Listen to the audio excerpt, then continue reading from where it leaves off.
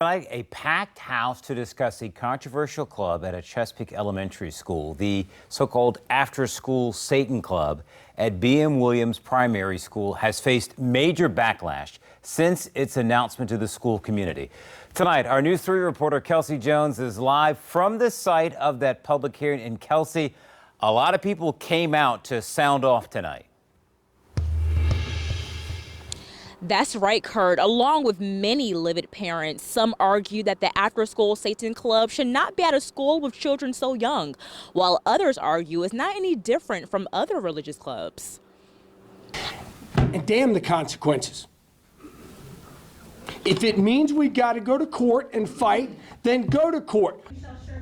Parents took to the podium to express their feelings about the after-school Satan Club. They want to protect kids from worldly horrors, but yet this is on their site.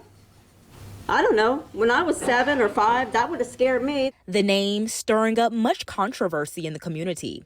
But the campaign director says it has nothing to do with Satan, nor do they worship the devil. We are not demons. We do not believe in demons because neither exists. Our beliefs are not evil. Organizers of the after-school Satan Club say this all started when an email promoting the Evangelical Good News Club came to parents from the principal of B.M. Williams. That's when Everett says she got a call from a school parent asking them to start an organization at the school. We are only at schools where the program has been invited in by a parent, teacher, or community member. People that don't understand who we are take great pride in creating local community outrage by spreading fabrications. Some supporters of the group shared their thoughts. I ask you as a neighbor to be open to interactions with Satanists. I care about your kids having a safe and enriching experience in their education. We are not that different.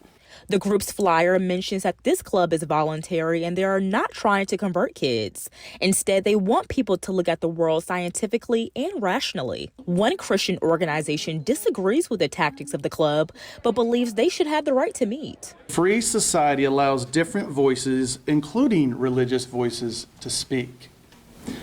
Unfortunately, much commotion and unnecessary discord has been created by a group that opposes religious, especially Christian, speech in public. Because of the Supreme Court ruling, we must approve this group and organization. One mom whose son is in kindergarten at B.M. Williams believes this club would do harm to young, impressionable minds than good. Children at that age, 5, 6, and 7 years old, they look for adults for guidance.